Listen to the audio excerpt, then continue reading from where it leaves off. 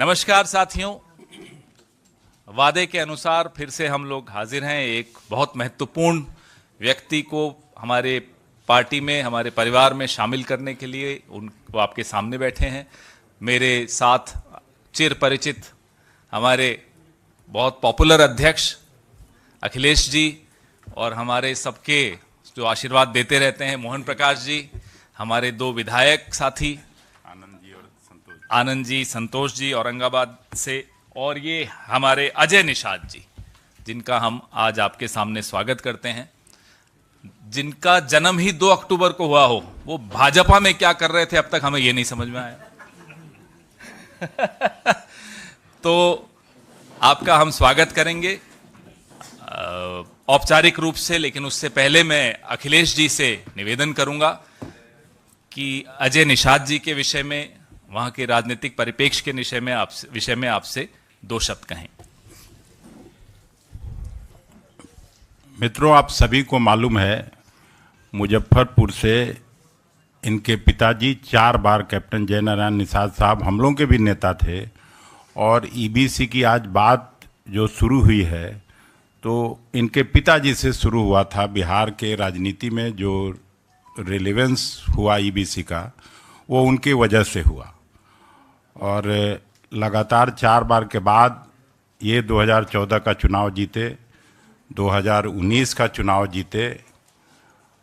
उसके बाद अच्छा कहा आपने कि ये भाजपा में क्यों थे। इनके पिताजी लगातार भाजपा के वसूलों के खिलाफ उन्होंने काम किया, और ये भी थे जरूर वहाँ, लेकिन घुटन में ही रहते थे।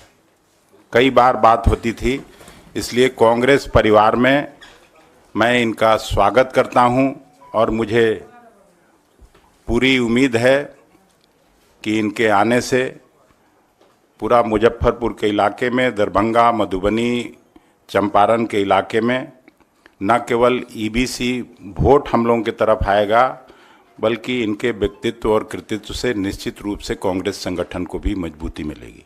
धन्यवाद। एक sitting MP Bharatiya Janata party के पार्टी ज्वाइन करें कांग्रेस पार्टी, आप समझ लीजिए हवा किधर चल रही है। इससे ज्यादा बोलना उचित नहीं है।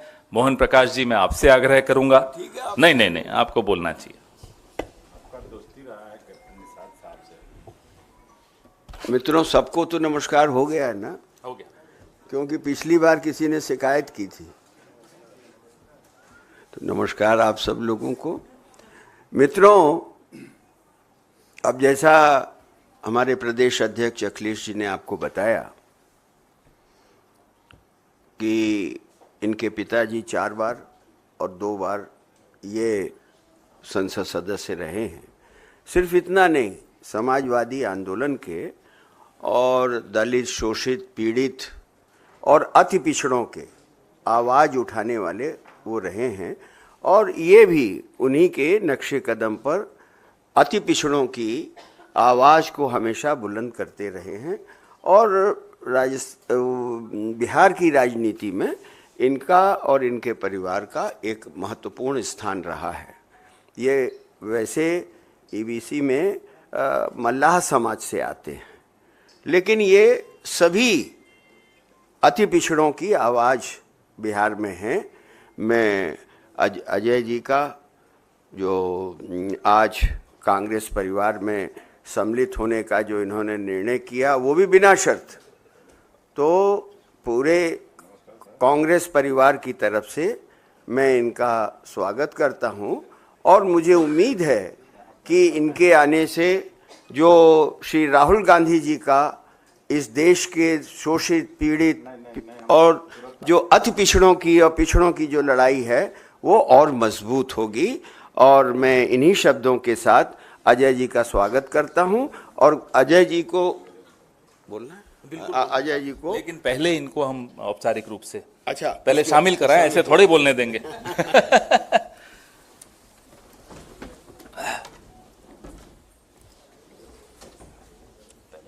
पहले थोड़ा इधर आ जाओ आप, आप इधर, हाँ आप सेंटर, यहाँ, यस। आपका स्वागत है कांग्रेस। अरे नहीं नहीं नहीं, ऐसा नहीं, ऐसा नहीं, ऐसा नहीं। आइए, चलो, कांग्रेस परिवार में स्वागत। स्वागत है। Thank you. रुकिए, अभी और है, अभी और आइए ले लो। ले लो तुम लोग, ले लो। एक जावेद जी को, जावेद जी सीईसी के मेंबर हैं। महत्वपूर्ण आदमी। तुम लाइए। सर आशीर्वाद देंगे सर, आप हमारी खुशी के साथ रहेंगे।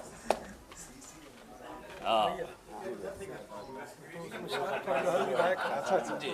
आनंद शंकर बहुत बहुत स्वागत है। अरे बीच में आवत है, नहीं दिखाया जाए ये आइए, ये हाँ, खड़े होना है। आ जाओ आनंद। हो गया। Thank you. आइए। हाँ, आपका स्वागत है। अब आप अपने विचार सबके सामने रखें।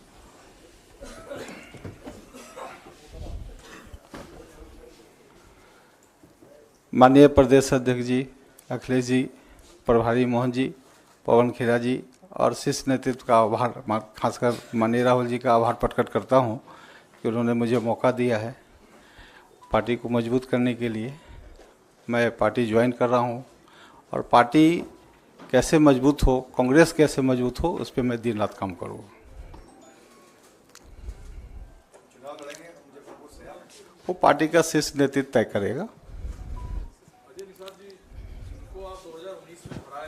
जी सर, मैंने पूछा था तो उन्होंने एक लाइन में जवाब दिया कि आपका सर्वे रिपोर्ट गलत था। तो मैंने बताया कि मैं 4,10,000 वोट से चुनाव जीता हूं। तो उन्होंने कहा कि आपका वोट तो है नहीं, सब ऊपर वाले का वोट है। तो मुझे भी किसी का अहंकार तोड़ना है और अपना खोया हुआ सम्मान हमको वापस पाना है। जी जब तो आपकी पहचान भारतीय जनता पार्टी के मजबूत सिपाही के तौर पर थी, आज आप कांग्रेस ज्वाइन कर रहे हैं और इस वक्त कर रहे हैं जब आपको टिकट डिनाई हो गया, तो क्या यही वजह है जिसकी वजह से आपको कांग्रेस की आइडियोलॉजी सर, किसी को फांसी की भी सजा होती है तो उसकी आखिरी इच्छा पूछी जाती है। सर, मेरा आप टिकट काट रहे हैं, आपने मुझे एक बार पूछा भी नहीं, सीधा सीधा मैंने अखबार टीवी में देखा कि मेरा टिकट कट गया, तो कहीं से निश्चित नहीं है सर। क्या वजह लगता है कि आपको पार्टी ने टिकट नहीं दी और आगे अपनी लड़ाई को ले जाने की बात कर रहे हैं, कह रहे हैं अहंकार तोड़ूंगा, जिसका भी किसका अहंकार तोड़ने की बात आप कह रहे हैं? सर, आप सब समझ रहे हैं ना नाम अगर बता दें सर, सब समझ रहे हैं ना। पार्टी में अहंकार से नहीं चलता है सर। ये चुनाव जो है धनबल बाहुबल का नहीं है, जनता के बल का है। तो जिसका जनता सम्मान करेगी, जिसको प्यार देगी, जिसको समर्थन करेगी, चुनाव वही जीतेगा। और जो ये लोग जो अहंकार फैला रहे हैं, खासकर सोशल मीडिया में जो भी कमेंट करते हैं, गंदे गंदे कमेंट करते हैं, सबका जवाब जनता देगी, शांति से देगी। पवन जी, ये तीसरा भारतीय जनता पार्टी का सिटिंग सांसद है, वो आपने शामिल किया। क्या अभी आपके तर्कस में कुछ है जो और आने वाला है? आपको रोज तो हम कुछ ना कुछ लाकर पेश कर रहे हैं। आगे आगे देखिए, बहुत कुछ होने वाला है। आजकल साहेब 24 घंटे जाग रहे हैं। जानते ना कौन है साहेब जो 24 घंटे जाग रहे हैं? जो पहले 18 घंटे जागते थे, अब वो 24 घंटे जाग रहे हैं, इतने चिंतित हैं।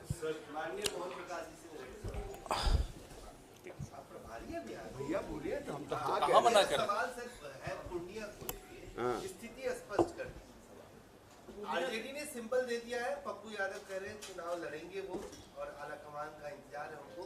क्या अगर वो पार्टी डिसिप्लिन को तोड़ते हैं तो उन पे कार्रवाई होगी, या आप लोगों ने उनको ये कह रखा है कि फ्रेंडली फाइट के लिए आप जाइए, चुनाव लड़िए, पार्टी आपके साथ है? स्थिति पूर्णिया में और पप्पू यादव को लेकर क्या है? आपकी प्रश्न बड़ा अच्छा है।